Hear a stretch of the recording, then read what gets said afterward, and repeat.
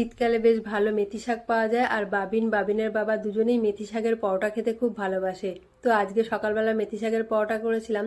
তো তার জন্য প্রথমে আমি মেথি শাকটা একটু নুন হলুদ আর হিং দিয়ে ভেজে নিয়েছিলাম, আর আদা রসুন আর একটু কাঁচা লঙ্কা মিক্সিতে ঘুরিয়ে নিয়েছিলাম। এরপর একটা থালায় এই আটা আর একটুখানি বেসন নিয়েছিলাম, আর একটুখানি জোয়ান ক্রাশ করে দিয়েছিলাম। তারপরে জিরে ধনের গুঁড়ো হলুদ লঙ্কার গুঁড়ো নুন চিনি, তারপরে একটু গরম মশলা, তারপরে আদা রসুন বাটাটা আর কাঁচা লঙ্কা বাটাটা আর টক দই, তারপর ভাজা ওই শাকটা আর একটু তেল দিয়ে ভালো করে একটা ডো বানিয়ে নিয়েছিলাম।